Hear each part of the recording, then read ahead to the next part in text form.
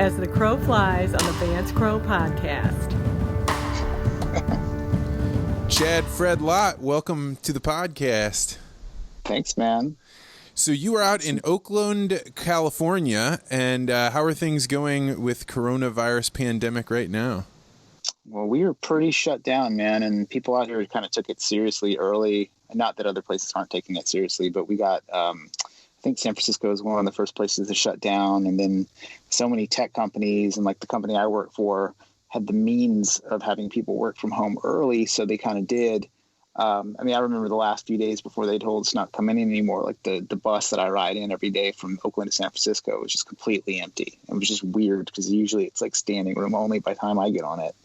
And just those weird little things, they just echo that Soderbergh movie, Contagion. I mean, just so many cues from that movie just seem accurate to the experience out here. There have been some really weird books that I've gone back and read or thumbed through that now have totally different meaning to me. So I, just as a start, so we don't jump over it, you and I have known each other for, 6 or 7 years. Back when I worked at Monsanto, you were working at Whole Foods and doing like their branding and marketing, like their writing for how do they marketed their products, right? Yeah, if you went into a Whole Foods on like the West Coast when we first met, you read a bunch of shit I had written, probably. Which, like, at that time in my life, there was nobody that was more polar opposite than me than that. I now have since gained a different point of view, but I remember talking with you, thinking like, I wonder if anybody's gonna see me. Yeah, well, I think for me, like people were real. Like I've always been kind of like a cantankerous, like contrarian type dude. So I think people probably would have expected it of me, But people just did not understand why I was interested in you as a person and your title that you had at the time, Director of Millennial Engagement. I was just fascinated by the whole thing.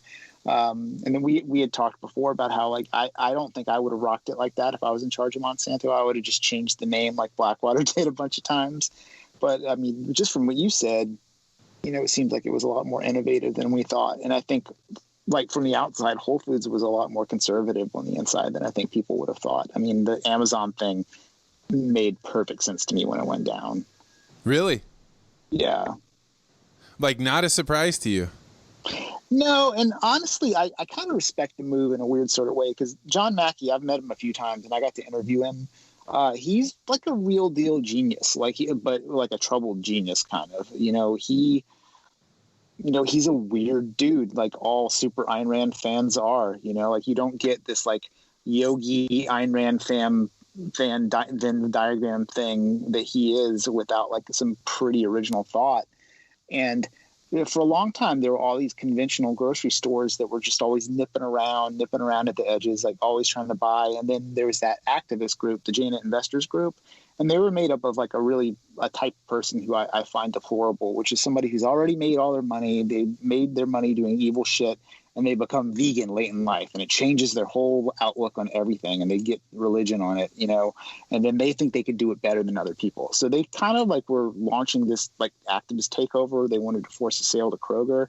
And then I think John Mackey's perspective was like he's been in opposition to those people his entire life. Like the conventional grocery chains stood in his way the whole time. And then when it flipped over and like you can get organic everything at Target now and stuff, I think it's awesome. Like, cause Target's close to my house. I go shop there, but I could just see him selling the Amazon, like talking to Bezos and being like, you know what, fuck these people. Like we're going to destroy everything that conventional grocery stood for.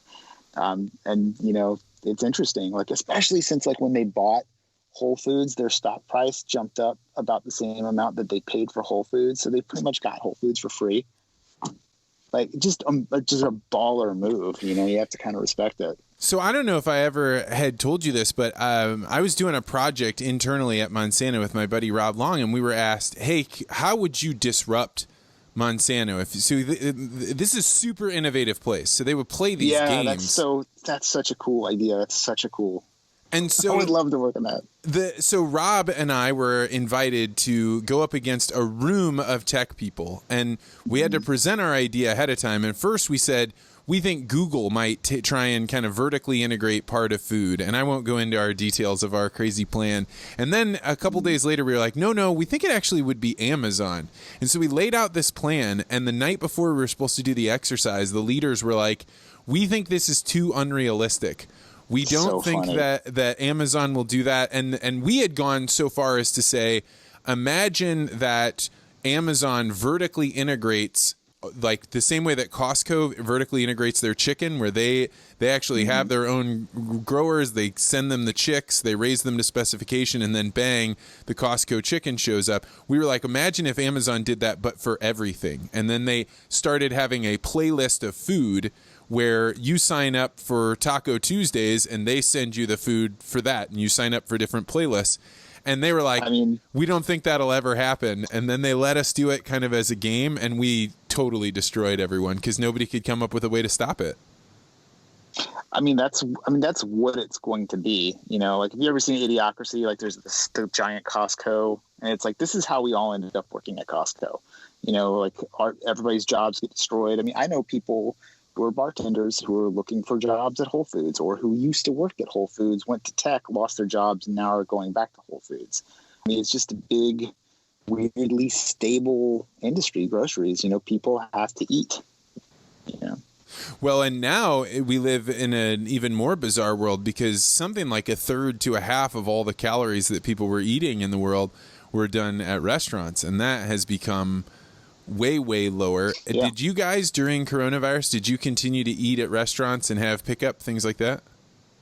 My wife's like a hardcore vegan, so it is oftentimes like there's not that many restaurants we both enjoy. So we had this like little stable rotation of like 4 places that we would order from, and we just did. And we try to get on that like saving money Dave Ramsey kick, so we do a lot of cooking at home. So it definitely. Yeah, we don't really go out that much. Like we didn't before, but like years ago, we were like out every night. We lived in this great food neighborhood in San Francisco, and you could just like spin a globe, touch a country, and go find that cuisine within like a couple blocks. It blows my mind that you just mentioned Dave Ramsey. That was like one of the most important things to ever happen to me, was to come across Dave Ramsey. Yeah, people like, I'm kind of like, in my like friend circle, I read a lot of books, and some people are like, oh man, like, recommend a book. What's the book that changed your life? It's like Total Money Makeover has had more influence on my life than any single other book I've ever read.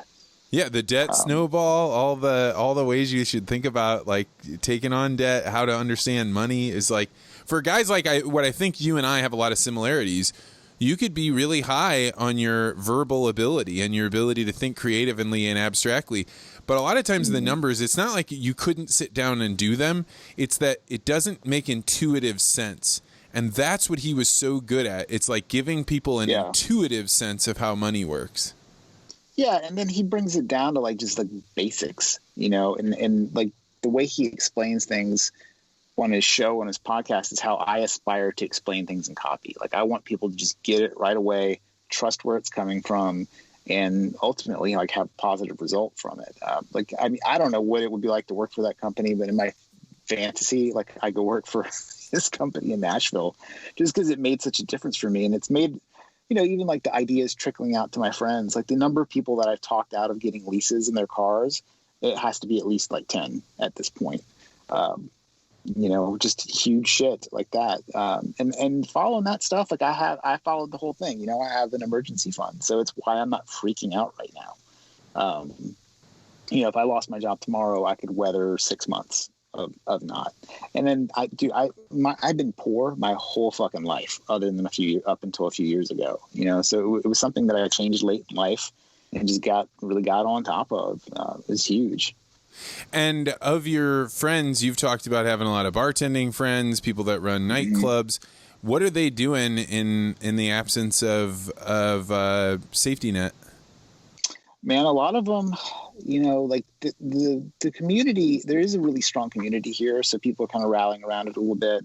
And then I think a lot of people, at least in my generation, who've been in the Bay Area for a long time, that are in tech or trying to support things. Like there's a bar, for example, that's like rotating its beer stock right now, and they're just selling out all these cases of beer like super cheap. And so they they organize like a real small scale. It almost reminds you of like country town living or something like that. It's like people are rediscovering Mayberry in these metropolises. But most of them, you know, they live like I did. You know, they spend all their extra tip money on drugs and motorcycles.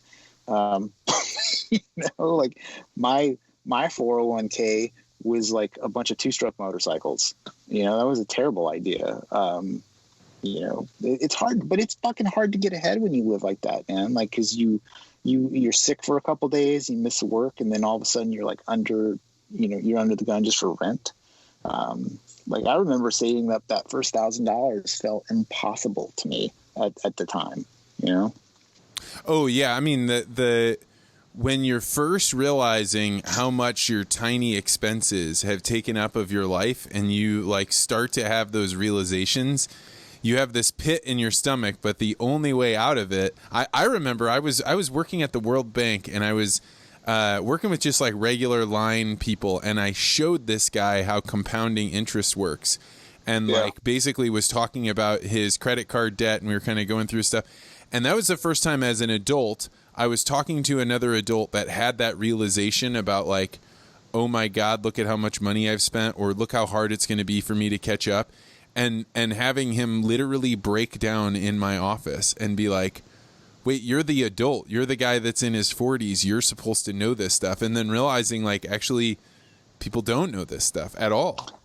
Yeah, and a lot of it's behavior too. You know, it's like, okay, am I going to put away 15% of my income into this 401k right now? Or is it like, you know, 2020 Harley Street Glide time?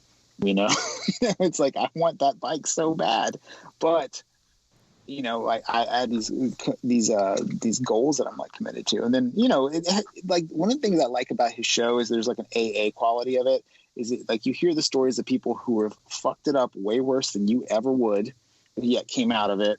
And then there's people who were where you were a few months ago. I mean, I know you do jujitsu. It's kind of like being like a semi-experienced white belt. And when somebody new comes in, it's like you get to feel that you know, there's like different, you recognize where you were and you see where you've gone and you're like, see where, thank God I wasn't at. It's just amazing to me. And it's actually, even as a copywriter, it's made me look really closely at the way people of faith communicate their messages generally. And like what's sticky about those messages. And, you know, and I think for brands, it's an interesting space to look at. Like the whole evangelical entrepreneurial scene is interesting to me because it like often it's like The Wire. They buy for a nickel, sell for a dime, and it's like real simple businesses. And they're probably mostly fine compared to the bullshit tech shit around here, man. Do you get the sense that tech is about to get walloped? Well, I mean, I feel like, you know, their pockets are so deep. I don't think it's going to happen in the next year or two or anything like that. But I think the type of things that people invest in, I know it's hard to say, man. There's so much hubris, you know, like people are like, well, this shit worked for like 20 years. So why is it not going to keep working in the future? You know, I think any company that was like in need of a fast round right now is probably going to be in trouble. But I imagine it'll be just like bankers. They'll just keep doing the same thing, like terrible 2008. You get kind of bailed out. You don't learn your lesson. You keep going. You keep doing the same thing. Well, it's kind of interesting with the way that bailouts have gone. I mean, on some level, the people that still believe in gravity are the ones that look foolish at this point, because it's like you could print all this money, you could give it away. Now we've done $2 trillion. The stock market's still doing well. Like people still have their jobs. And so it starts to be like, maybe we can do anything we want and nothing bad can ever happen. Well, it's just like, look at the S&P 500. It's not nearly as low as I think it should be. And I'm not an economics guy, but I do know in 2008, some people did some shitty paperwork, and now people are dying in hospitals. Like, what? You know, what? Why isn't it reflecting the seriousness of the situation? I don't know. So there was a rumor going around for a while that was people are looking to move out of San Francisco so much that it costs $200 to take a U-Haul from Las Vegas to San Francisco, but it costs $2,000 to get one from San Francisco to Las Vegas. I don't know if that's true. Is that your impression?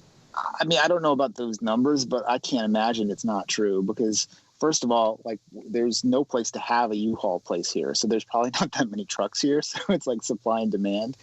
And, you know, you would have to be like crazy to move here now. Like when I moved to San Francisco, I was basically homeless. I was driving across country in a Vespa with a bunch of my buddies that worked. I worked with at this cafe. And when I came to San Francisco, I had a backpack, like a jean jacket, and a 30-year-old scooter, you know, and I just fell in with people and made a go of it. I don't think you could do that now. Like now, if you're a young person moving here, you probably have a skill set where you're like, okay, my first job out of college, I'm going to make like 85 grand a year, you know, like with no experience, which is crazy to me. And then you're just going to set it all on fire and rent. And the idea is that like within a few years, you'll be up to like 160 and be able to work from home, and then you can move someplace. Like that seems to be what people are into. But I don't know, man. It's such a weird dystopic feeling city. Like it feels. I always would say it reminds me of what I imagine like colonial in India was like. There's like all these like, you know, colonialists, and then a sub layer of people who serve them and are disgruntled. Like that's just what it feels like here. And it was feeling like that before coronavirus? Oh, yeah. Yeah. And then I kind of like lived on both sides of it. You know, I was a bartender up until, I don't know, like 10 years ago. You know, I think I still have been a bartender longer than I've been involved in marketing, or whatever. And, you know, I was here during the first .com. I remember I'd be bartending and 40 people would come into the bar. And I'd be like, whoa, what's going on? It's like a total windfall for my quiet ass happy hour, you know? And people would say, well, we all just got laid off. We all just found out we got laid off. And I was like, oh, this is terrifying. And then after a few months, there was none of those parties anymore. But I remember all those dudes would come downstairs. And there's always dudes. They'd be like, well, maybe I'll just bartend. Like, you don't know how to do this. Like, you have no idea what this entails. Like, you're not going to be able to do it. And there's not that many spots for it. So it's weird to see, like, have lived through, like, seeing tech collapse and now seeing, like, service industry collapse. I mean, it's just, I don't know. It's weird to be here. Yeah, I mean, and it's one thing to be like, well, these are the brush fires that happen and then a new forest can grow. But you're like, if you've ever been inside of a forest fire after it's happened, everything's black. And yes, there's green shoots that are coming out, but it is bad. Well, yeah, it's funny to hear like a lot of the people who are a little bit more cavalier about reopening the economy. And I'm definitely probably a little more cavalier than, say, like Gavin Newsom might be, you know, like I'm kind of more like, let's open it up kind of, but like people are like, just burn it down. It's like they all think they're going to be the person in the Avengers movie that like just dusts off their shoulder and like rebuilds. But like you could more than likely be the dude that gets crushed under whatever the Hulk knocked down, you know. It's like, and then like you don't care about your friends, you don't care about marginal people. I mean, it's yeah. And then nobody knows. Nobody has any idea. Like really, every day I read some news story that makes the previous news cycle stories look ridiculous in some way. Yeah, on some level, like it appears to me that what's going on at the White House and Donald Trump and Nancy Pelosi, it seems like one giant WWF wrestling match. And so on one level, it feels like a complete waste of time for me to pay attention to it at all. But then on the other hand, you're like, well, those are the people that ushered in the ability for my county government to lock me in my house for an indefinite amount of time. Yeah. I mean, that's the thing. I mean, like our politics is basically roast battle. Like that's pretty much what it is. It's like, so who got the sickest burn today? And then, you know, like normal people are just like, in that way, you're like kind of like the audience, which is weird. To this whole thing, but it affects you for real. You know, like they just shut down the whole economy. I mean, and to think about like how passive everybody's been. Like there has been no major civil unrest. I thought for sure it would have been shotgun time here in Oakland by now. Like of my whole lifetime reading like about apocalyptic scenarios and reading doomsday books and being sort of like prepper adjacent. Like I thought it was going to be on. But, you know, crickets outside, you know, or a shopping my cart. sense is that the right would have, in this scenario, the right would have been the people that would have pulled out their shotguns to say, we're not going to go do house arrest. But because Trump was at the helm and because they were saying, you know, you don't have to do this, but you really should, and this looks bad, that people walked in there. Do you get the sense that unrest is building now? Or you think now we're going to probably get through it without it? No, man. And it kind of reminds me a little bit of like the really hardcore, like anarcho-leftist critique of UBI, like universal basic income, is that if things are soft enough, people get a check, and like weed is available enough, like people will just be passive. And it feels like that might be true, that, you know, the key to just a peaceful, pacified population is just like, here's some money. We're going to keep the basic shit running. You can have Netflix, like you can go buy edibles, you can do whatever, you know. And I mean, could you imagine in the 90s with no internet, how this would have gone? Well, I think the cannabis one is a big one too. I don't think the government wants to stop marijuana from going around the country. I think they've kept open specifically cannabis dispensaries, and that is a surefire way to make people be like, you know, I guess this isn't so bad. I'll just, you know, hang out, go for a couple walks, smoke some weed, and wait till tomorrow. You know that it's always been legal in North Korea? Weed has been? Yeah, it's always been legal there. I didn't know that. No. yeah, they're just like, it's just a thing that they've just always allowed. I think that's the scariest thing that anybody's brought up on the podcast so far. Man, I could just roll out all kinds of terrifying facts, but like that's just one that it feels relevant to now, you know? Yeah, because I mean, it feels like that's a good way to make people in a bad situation more passive, to put off like what they know they should be doing today for tomorrow.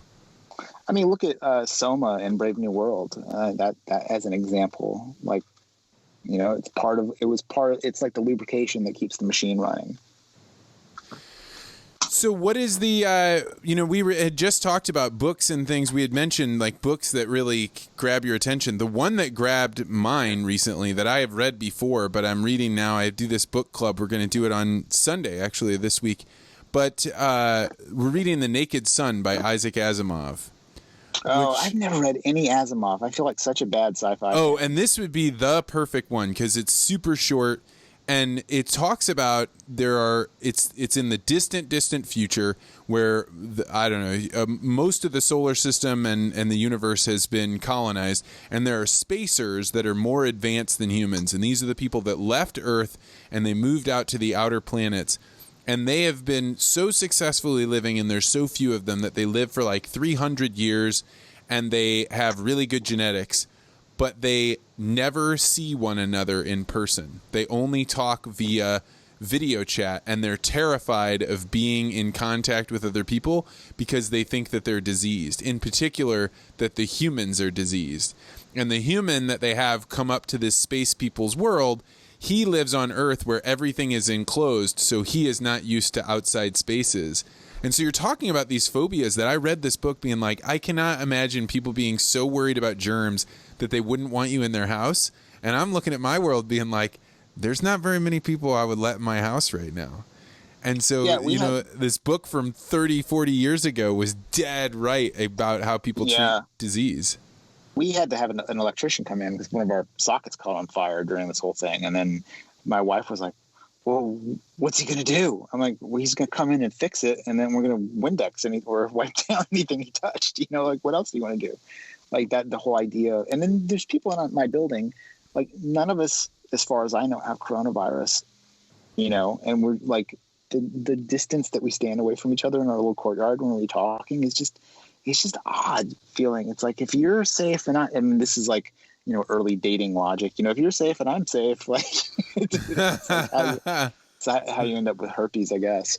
But yeah, it's interesting to see people, like when I walk past people, there's no camaraderie, you know, like, cause often somebody's wearing a mask, which is weird. You know, you're cut off from most of it. It makes me feel like what I imagine, like people who are autistic go through the world feeling like there's like no emotions that you can read, and you're like distant, and it feels weird all the time. And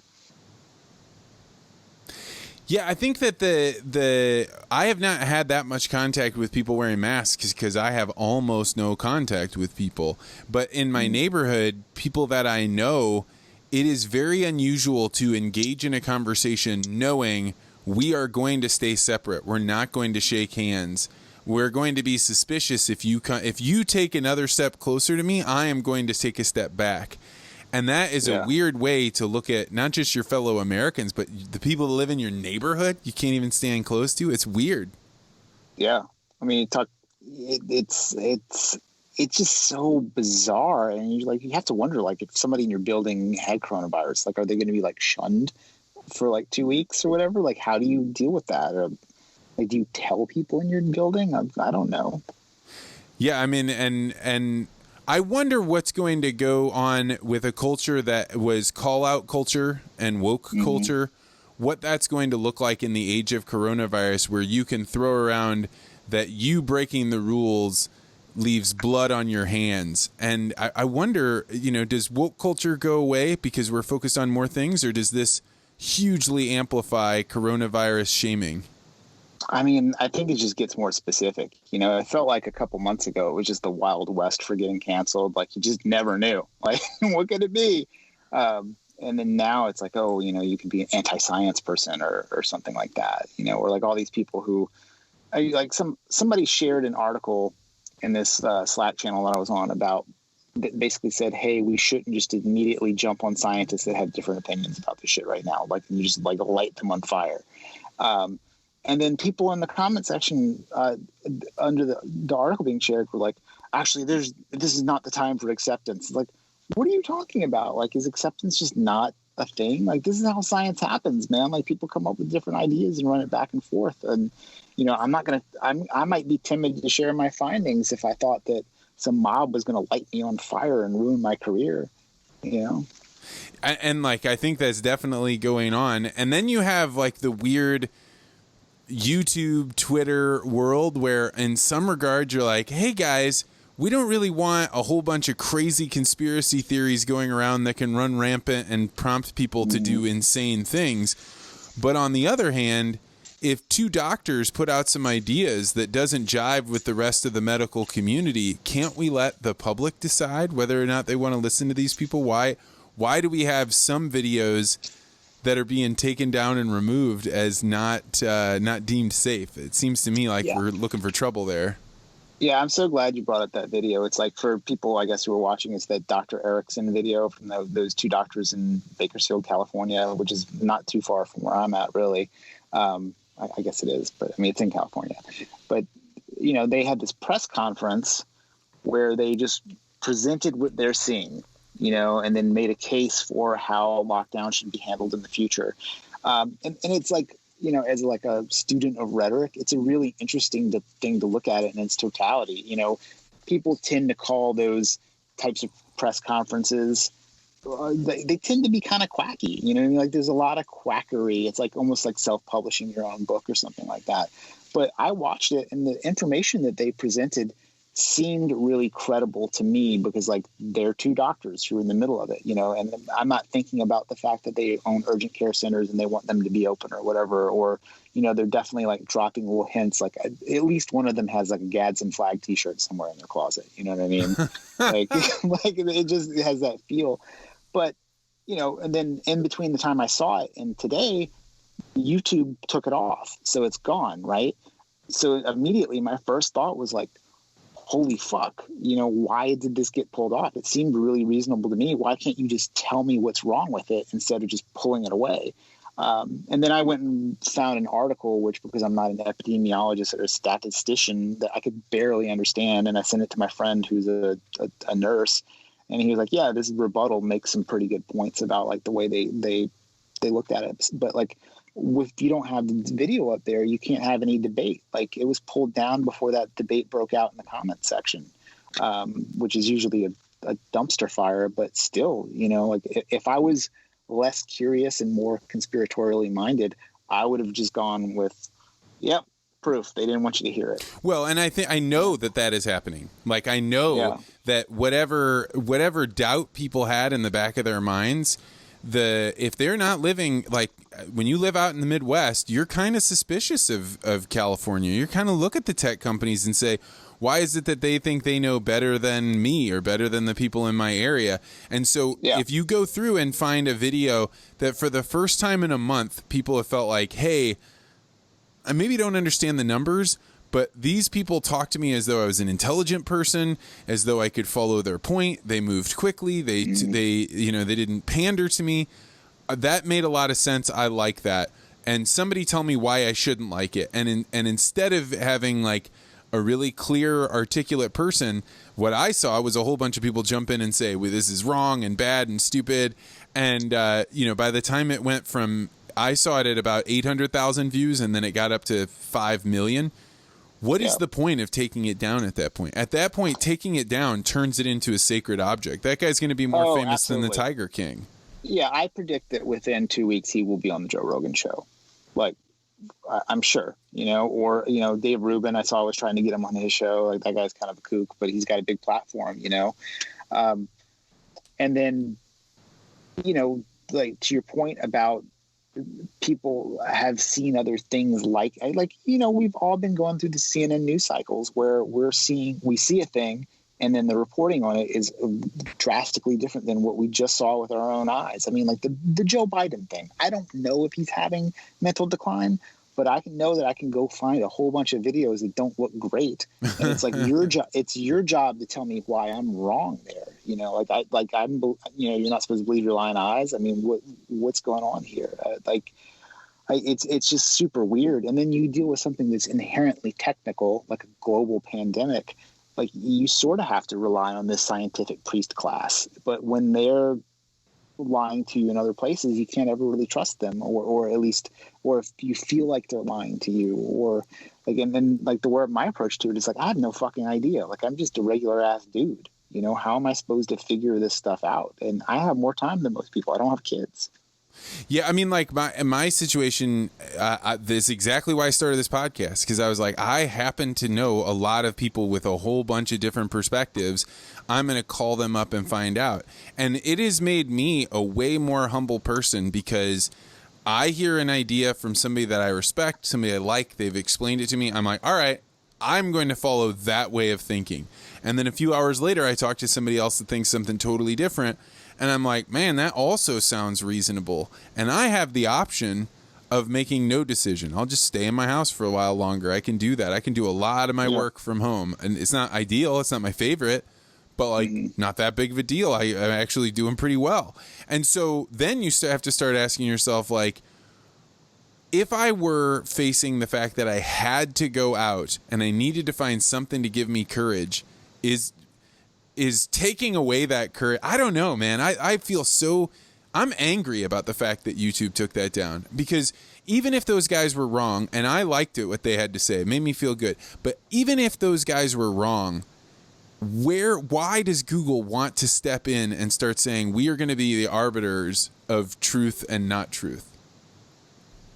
Yeah, it's weird, especially when you don't really have native expertise in the area. Like Google, like I'm sure there's very smart people there, but they're just relying on a cabal of scientists just like we are to parse this out, and it's like, I'm not a person who's like, ignore experts or anything like that, but I definitely don't think that the people who consult experts always have your best interests at heart, or the people who do the interpretation. It's just like the Bible. Like, some people will tell you, this is cool. Other people will say this isn't cool.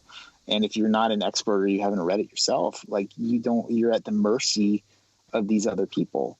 And then when you're like, I can imagine if you're like a flyover state type dude, and, the person on television has been shitting all over your lifestyle in every other possible way, and then he tells you to shut up, retard, stay home. But, like, you're not going to respond to that. Yeah. And I think like anytime you have a crisis like this, you're going to have the Overton window opens up, the ideas that are acceptable in a given society.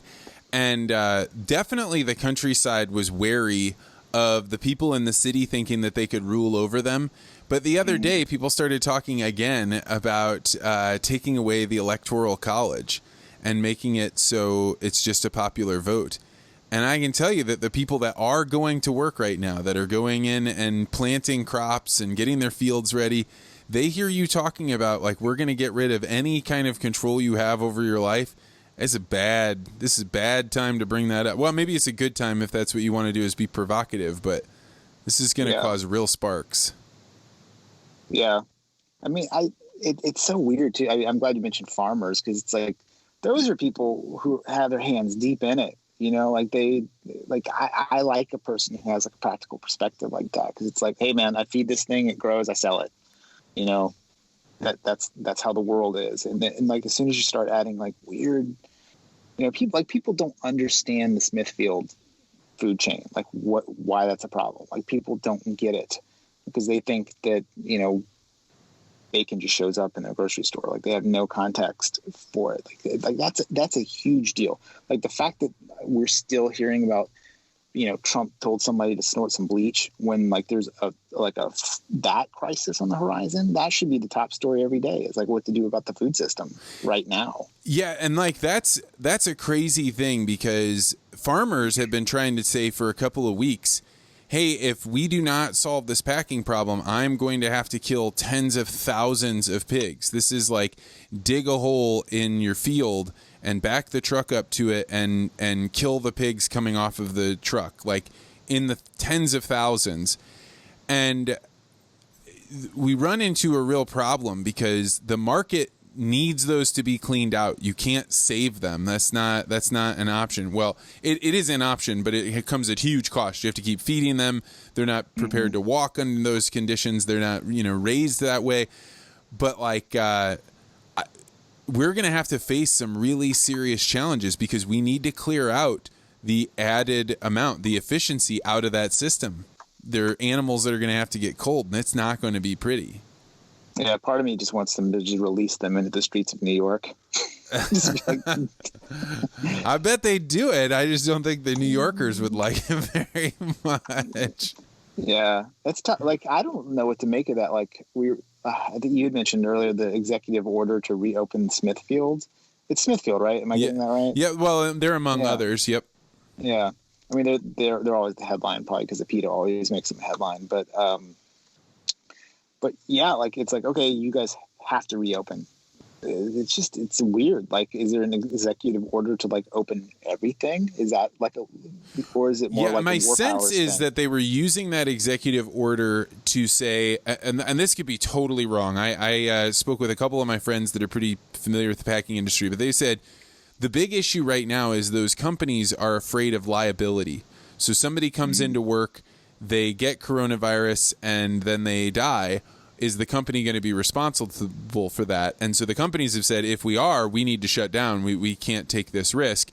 But if the government comes in and says, no, you're not liable, well, now you've got another issue. Because now you've just said these people are essential, but we are not responsible for them. And like you and I have talked before about how this population, this is really, really difficult work. They are oftentimes living with their families in these tight, confined conditions. It doesn't matter how good of a job the processing company does to try and keep them from being, you know, socially distanced. They're living in situations where they're likely going to pass it. I don't know how you get out of this, but I think the force of opening those things up is really, really uncomfortable. I mean, well, what about this? Like, you just have a population, right? And you know, say you have a processing facility. You test everybody, and now you lock them down. I mean, it's basically Foxconn at that point. You know what I mean? Like, you could lock them down and say, like, okay, nobody can come in and out. You have like a closed herd system almost for people. I mean, like, is that what people want? I mean, a lot certainly of people doesn't seem sustainable for a U.S. system, right? Like, we don't live in that world. Yeah. Or at least we didn't. But I also never imagined that I would get the kind of hate that I got when I suggested people should be able to go to church. Not that I was going to go to church, but that I didn't want to stop other people from going to church. I think that's the thing I've said that has gotten me hated the most, and I've been hated before. Yeah, I imagine as a public-facing figure of Monsanto, you're probably taking some heat on the internet. But the church thing's weird too, man, because like I live out here. This is liberal Mordor, basically. You know what I mean? Like, I don't know anybody that goes to church. I don't know like anybody who's even. Actually, I do know one person that goes to church. She just got married. But like, I don't really know anybody. You know, back home, like in New Orleans, like Catholics don't take it too seriously. You know, but like there's a lot of parts of the world that like that is people's lives. Like that is an essential thing to them, just in the way that like your right to have drag queen story hour at the library is. You know, it's probably even more serious because there's like you feel like you're going to go to hell if you don't do it. I mean, like, how do you tell somebody whose belief system is so wrapped up into that they can't do a thing, and the government's going to tell you can't do a thing? I mean, that seems like how we got pilgrims over here in the first place, you know, like the government telling you what you can't do regarding your religion. Yeah, and I mean, like, in many of them, they felt like, is this an actual religious test? Am I being tested? Because I know I could go to jail, I could get sick. I don't want to go spread the disease out among other people, but if this is a test, I don't want to have to say I failed it. Yeah. But, and, you know, so that's one. But the other side of me thinks is like when you think about how the Jews handled religious ceremonies during the Holocaust in death camps, you make amends. You know what I mean? Like maybe like, yeah, you're not going to make your big, you know, Easter is basically the Super Bowl for a lot of these mega churches, right? Like it's like their biggest money making, their biggest cash grab of the year. That's a pretty cynical way to look at it, but okay, I'll take your point. I'll take your point. I mean, it's just a fact. I'm not saying that they have like ulterior. I'm just saying that like if you're running a church and you do all your good works with a lot of the money that comes in on that weekend, you're kind of incentivized to want to keep that window, that weekend open, you know? But why can't they become QVC salesmen like every artist friend of mine now? You know, why can't you have it online? Why can't you just pivot like a tech company does? I mean, like a lot of these big organizations have like decent AV. You know, we're on a phone right now having a podcast. Like, why can't I be preaching? So it seems like the leadership's a little selfish. I mean, look at the gathering of the Juggalos. Like, it got shut down by the Insane Clown Posse. You know, they were like, hey, look, we have a pretty big population of people who love us, and we're kind of in charge of this like flock sort of. They made the decision to put it on pause, and they took a lot of their acts online, and they're basically tending their flock remotely. Like if the Juggalos can do it, I feel like the evangelicals could. I agree that people could, and that all of the ministers probably should, right? If you're trying to be responsible for this, but the question is like, is there a way that the majority can take away that right from the minority, that can make it so you can, use force in order to, and I'm told by a whole bunch of people that like, yes, it is in our rights, and yes, we're allowed to tell those people those things. I'm just saying this does not come without a cost. The people that lost their opportunity to go to church when they wanted to go, when they felt like it was their duty to go, they're not going to forget this taste in their mouth. And it's not going to be like, yeah, but we're past that. That was from 3 months ago when we did that. They're going to be like, this happened to us. This right was trampled.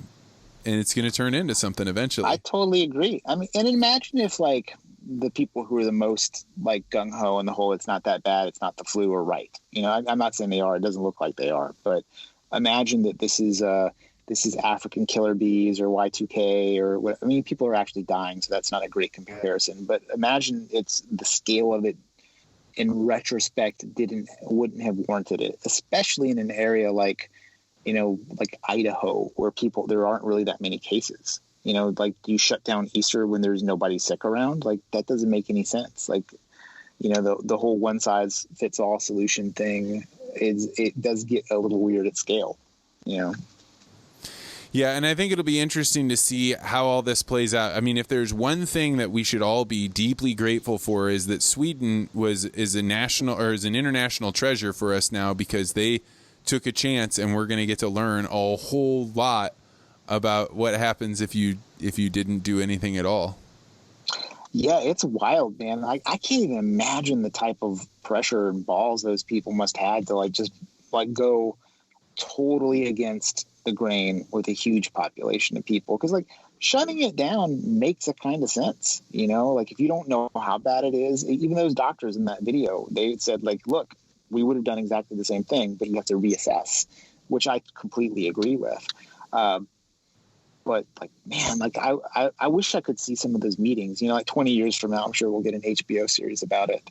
But, for now, it's just like, I wonder like what those discussions were like. Like, do they have different scientists or? I mean, I think probably this is my wild guess, and it's not entirely mine. Somebody told me, but I don't think they want me to say it. They basically said, we had spy services, so do things like people like the Israelis. And they saw what was happening and how strongly China was reacting. And so Israel, which never shuts down their beaches, they live through all sorts of terrors, shut everything down. And it's likely that they went and took their intel and showed it to Trump, who, went from being like, this is not a big deal to bang, this is a big deal. And my guess was, if you have a hyper military, you have good intelligence services, you are really high in the world of like security, it's probably something you were really tuned into. And if you were Sweden, I don't get the sense that their military is, a superpower that's, constantly going around surveilling people. They probably had less pressure. That's all conjecture, though. Yeah, who knows, man.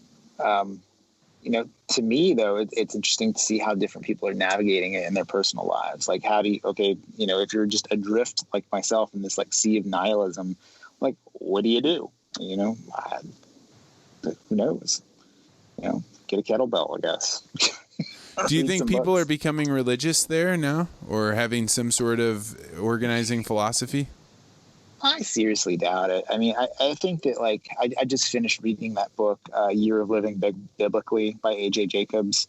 And it's the one where he like tries to live the Bible like literally for a whole year in New York. And I don't think that he would have had the results and the positivity that he experienced from it. He didn't net out as a religious person, but he netted out as a more grateful person, a person with more like active gratitude practices.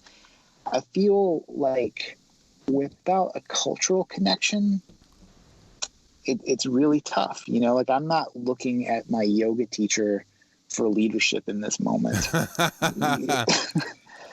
She might have like a cool video posted with a quote from somebody else who was a leader for their moment.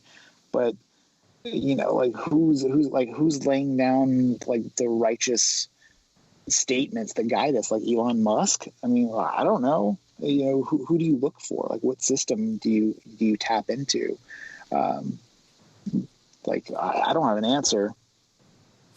Yeah, I mean, just before this crisis broke out, I was reading the Unconscious Mind, or The Undiscovered Self by Carl Jung, and I was struck by how much he talks about how if you don't have an organizing principle like believing in God, that you will replace that with something else. And he was saying all the way in the 1930s that he believed that people that didn't believe in God would substitute the state. And they would start saying, the state is the one that is our savior. They're the ones that'll care for us. They're the ones we should trust, and move down the path towards, I think, what we consider socialism or communism. I see that now, probably clearer now that coronavirus has gone on than I have before. Because really, people did turn to the state and say, I don't know how to decide if I should go out or not. You tell me if I'm allowed to go out. They wanted the stay-at-home order because that made their lives simpler. Yeah, I mean, I definitely know people who are like, they're happy living on debt. They have low income.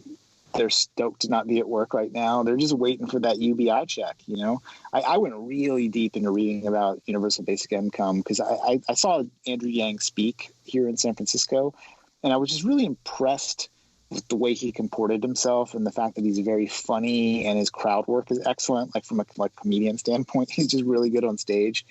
And I liked that he felt a little bit like a science fiction president. Like, the things that he was talking about, he wasn't president, but a candidate, he's talking about automation and what's going to happen because of that. And, what's the proper way to use Silicon Valley to not like tamp it down and allow China to surpass it, but to like let it be free, but also like collect, like basically milk it.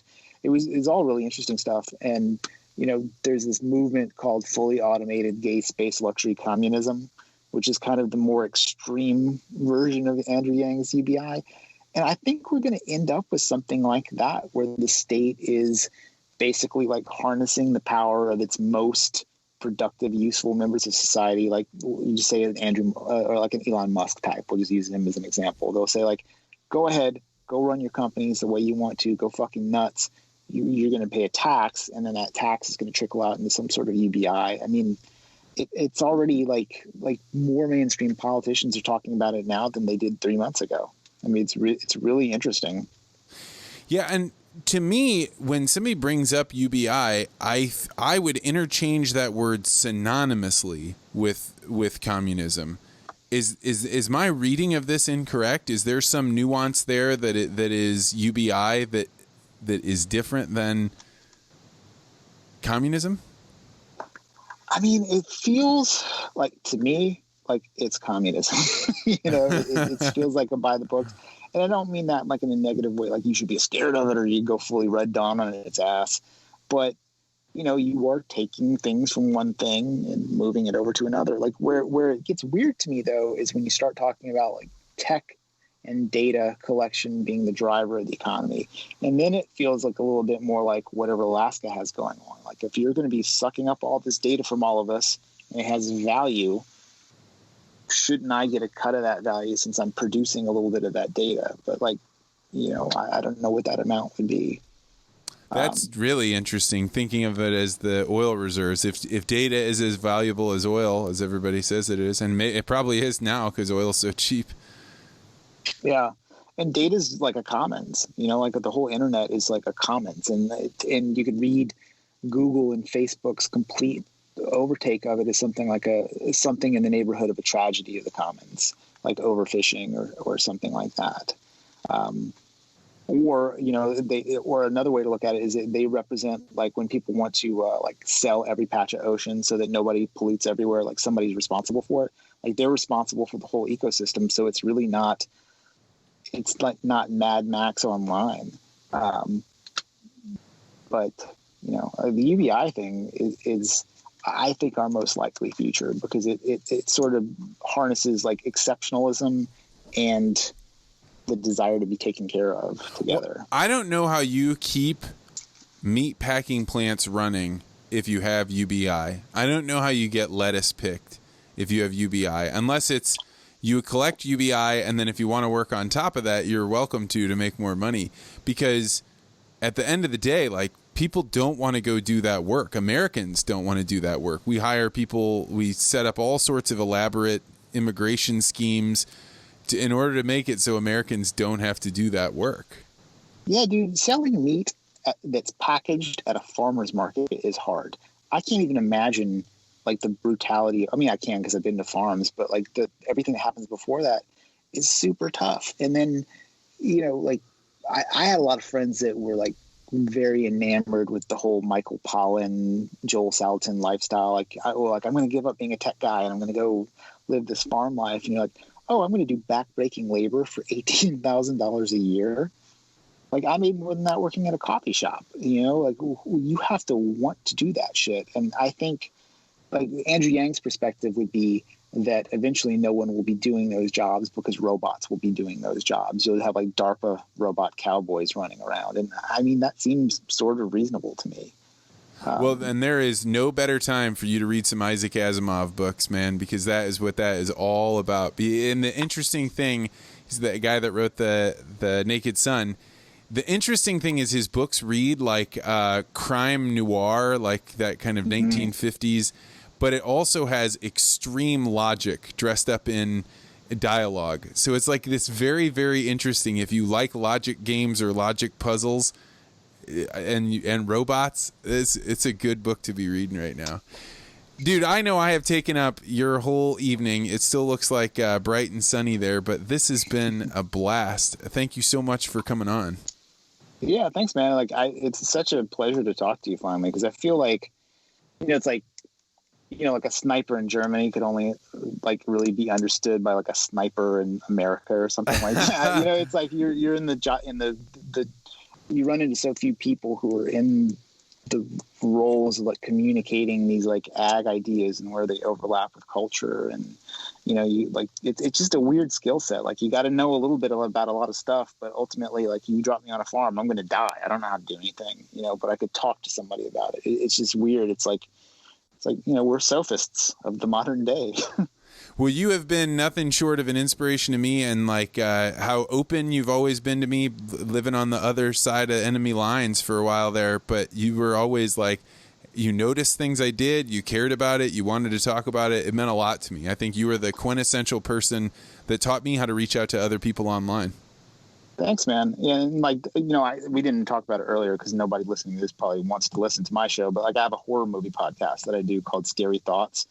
And horror movies aside, like what the show is really about is me and this other dude who are very different being friends and talking about a thing that we love. Like he is a hardcore, like literally a satanic feminist Canadian. And I am I'm a Southerner, and like my favorite movie is Forrest Gump, like it's very different. But, like we come to each other with respect and curiosity, and we recognize it, and we're just joking around, and we say awful shit to each other because it's fun. And I think that people should really go more towards that. Like, instead of trying to like get you or like debate all the time, it's like, why do you have to have a debate? Like all these fucking new school, like right-wing dudes have all of a sudden like, what about decency and debate? It's like, oh, like why not just hang out, stop debating, start hanging out. Yeah, it's always struck me as odd that people go around looking for other people to fight with on Twitter instead of like, hey, there are these people out there that they know things that I have no idea about. And if you ask them, they'll tell you anything you want to know. But all you got to do is show up and be cool. Yeah, ask a question. It's the whole like classic, I'm reading this book of Bruce Lee's aphorisms right now called Striking Thoughts. Hilarious. And he constantly refers to the empty cup thing. Like, just show up with an empty cup, man. Like, if you show up with a full cup, you're just going to spill your bullshit everywhere. That's a great point, man. And if people wanted to find you on Twitter, how would they do that? It's just at Chad Fred Lott. I'm not super active on Twitter. People there, I don't know. It just seems toxic. I like Instagram a lot more because I like following illustrators. So, I like interacting with artists and stuff online. Twitter to me has been so much better since I tightly honed who I followed, and I just slice it all out of there. So if there's somebody putting poison in, I just cut it right out. Yeah, the poison's so addictive. It's like the most fun part of it. Like I have to cut myself off like a drinker. That's just Instagram for me too. I just sit there and drool. So I just I got to get out of it. All right, man. Thank you so much. We'll talk later. Later, bro.